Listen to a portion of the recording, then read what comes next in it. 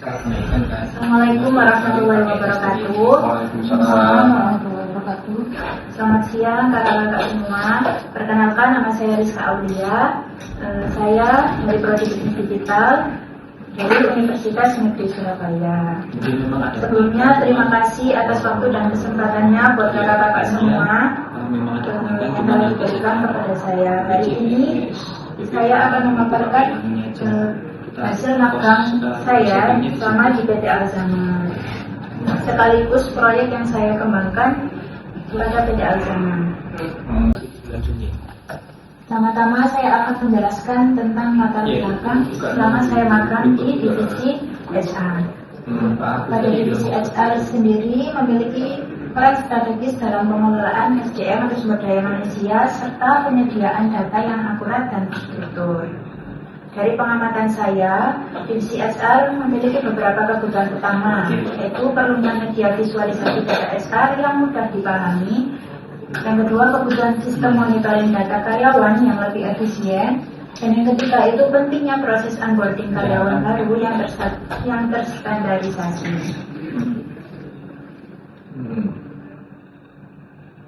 Nah, dari pengamatan saya terhadap kebutuhan utama tersebut, saya memiliki gambaran umum proyek, yaitu dua proyek. Yang pertama ada dashboard HRD, di mana dashboard HRD ini merupakan media visualisasi data HR berbasis digital yang digunakan untuk membantu monitoring dan juga analisis data karyawan. Kemudian yang kedua, di sini ada manual book onboarding karyawan, di mana merupakan panduan onboarding karyawan baru. Di sini saya membuatnya dalam 3 bentuk, yaitu e-book, kemudian buku cetak ukuran A5, kemudian video onboarding. Yang sebelumnya, cuman kalau mau kasih ya kasih. Kemudian untuk tujuan pengembangan proyek ini sendiri yaitu diharapkannya bisa membantu divisi HR dalam mengelola dan memonitor data karyawan secara lebih efektif, kemudian menyajikan data HR dalam bentuk visual yang ringkas dan informatif, kemudian menyusun media onboarding karyawan baru yang sistematis dan mudah dipahami, menjadi media pendukung kerja HR yang dapat digunakan dalam jangka panjang.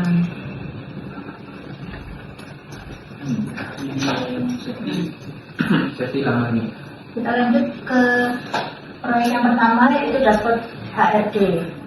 Dashboard HRD, seperti yang saya sudah jelaskan tadi di awal, merupakan media visualisasi data HR yang dikembangkan sebagai alat bantu kerja HR dan manajemen untuk mendukung proses monitoring dan evaluasi data karyawan secara cepat dan terpusat. Karena apa?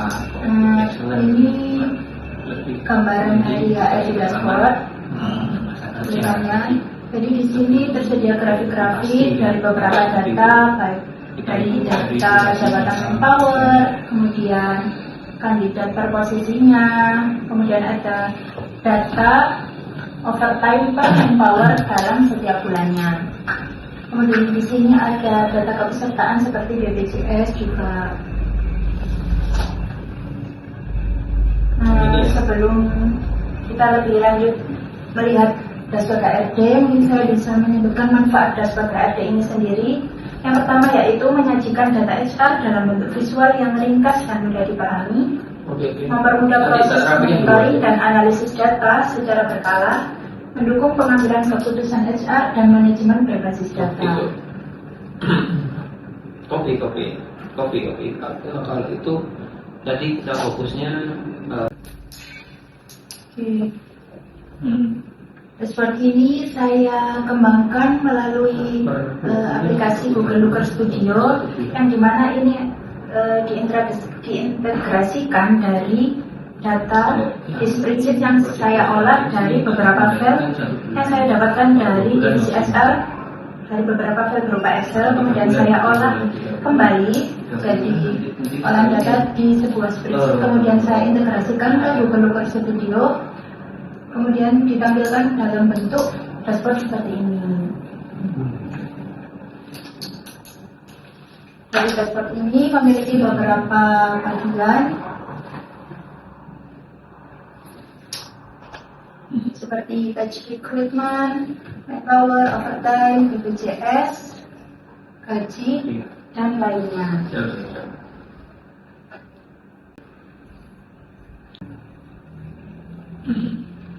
Nah, selanjutnya untuk proyek yang kedua yaitu media onboarding karyawan. Media onboarding karyawan sendiri ini dikembangkan sebagai panduan terpusat untuk membantu karyawan baru memahami lingkungan kerja dan juga sistem perusahaan secara konsisten dan juga mudah dipahami. Nah, di sini media onboarding karyawan saya kembangkan dalam 3 bentuk, yaitu manual book, video, dan juga e-book. Untuk manfaat media onboarding ini sendiri yaitu membantu karyawan baru dalam proses adaptasi awal, menyamakan pemahaman terkait aturan dan juga budaya perusahaan, dan menjadi panduan resmi proses onboarding perusahaan.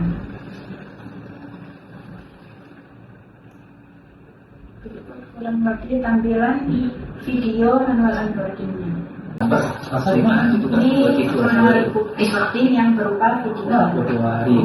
Pasal cuti. Cuman kalau misalnya Senin sampai Minggu bukannya lagi pembaru kontrol lebih kecil lagi basic per hari ya kali. Iya.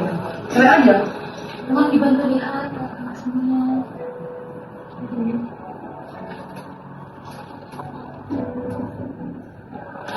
Oh, Sabtu Minggu tetap belum boleh.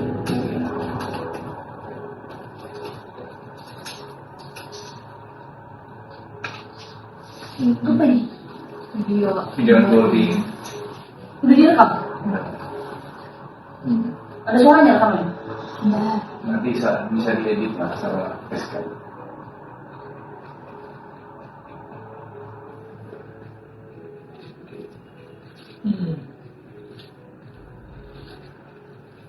Oh iya ya Pak.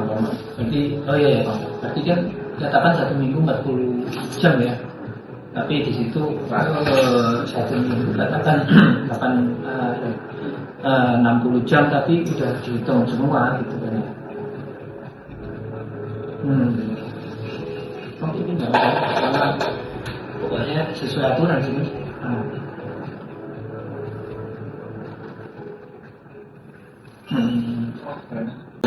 Sudah, itu Bagus ini tuh, gila, Peter memang. Kok bisa kamu kayak gini kayak kita baca buku ya? Hebat kali. Oh, dengerin dulu. Ini buat covernya. Terus? Oke, ini di manual booknya terdapat halaman pertama terdapat profil perusahaan, kemudian visi dan misi, kemudian nilai utama. Nilai utama dari WKS sendiri yaitu RISE. R yaitu Reach for Excellence, yang itu memiliki sikap untuk menjadi lebih baik. I indicate collaboration, di mana memiliki sikap untuk membangun kolaborasi. Kemudian H yaitu safety integrity, memiliki sikap untuk menjaga keselamatan bersama. Dan E empower the future, jadi agen perubahan dengan menginspirasi dan mengembangkan rekan kerja untuk mendukung target atau pencapaian perusahaan. Ada gambaran proses bisnis dari agama, kemudian ada tahapan-tahapan onboarding karyawan baru yang dimana dimulai dari kedatangan dan pengenalan awal, kemudian pengisian database, yang ketiga ada safety induction dan juga tubuh meeting.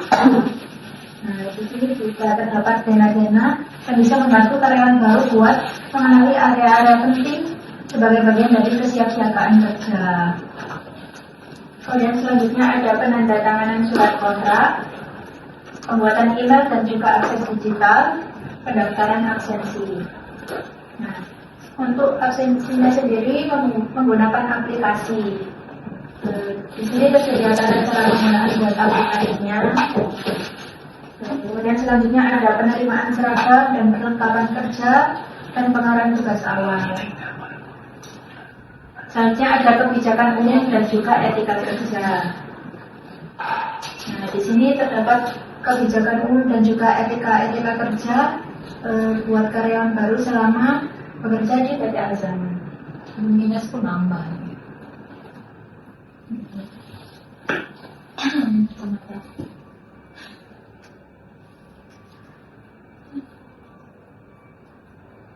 Mungkin dari sekarang baru masih ada yang dipertanyakan, bisa melihat di bagian frequently asked question ini.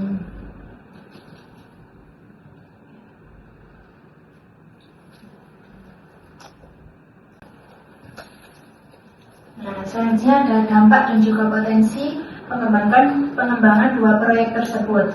Yang pertama ada dampak yang dihasilkan apabila dua proyek tersebut dikembangkan. Yang pertama yaitu mendukung efisiensi kerja divisi HR melalui media yang lebih terstruktur, kemudian membantu penyediaan informasi HR yang lebih rapi dan juga mudah diakses, dan yang ketiga meningkatkan konsistensi proses kerja dan juga onboarding karyawan.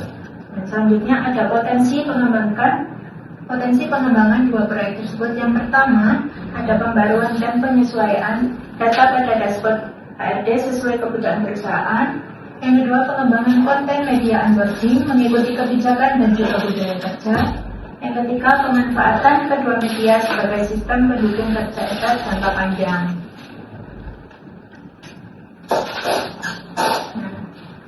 Mungkin sekian pemaparan hasil laporan magang saya. Kurang lebihnya mohon maaf. Mungkin ada yang mau ditanyakan, diperkenankan bertanya. Wah, tanya apa dari Won? Apa juga? Oke. Kok dari mana sih yang nanti yang mau? Ayo duluan. Coba balik awal. Awal banget.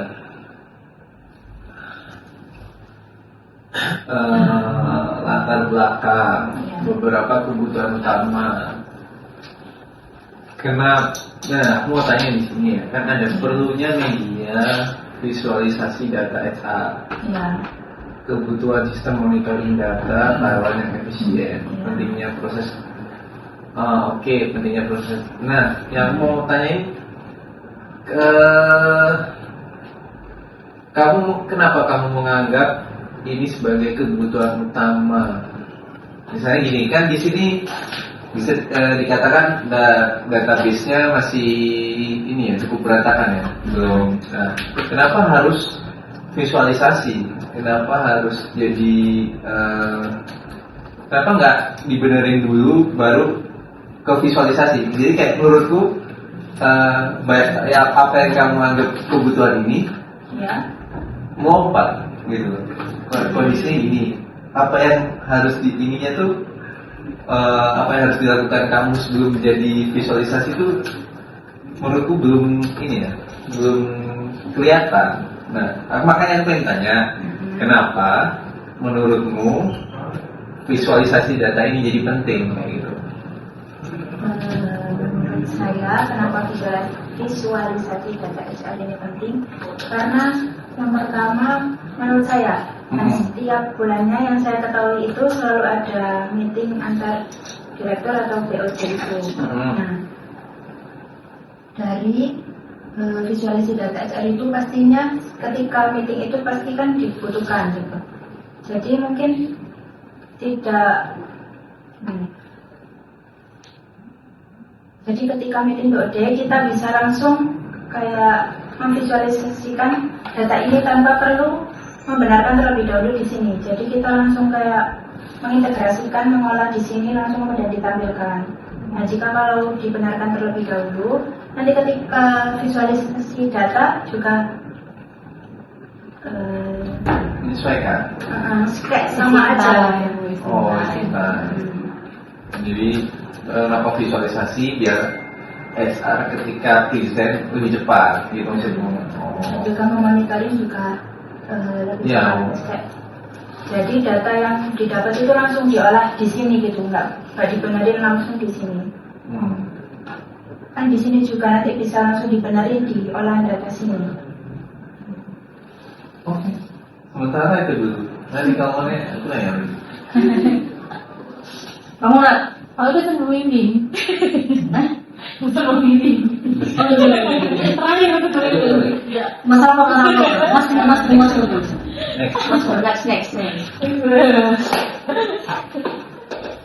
Next. Next lagi.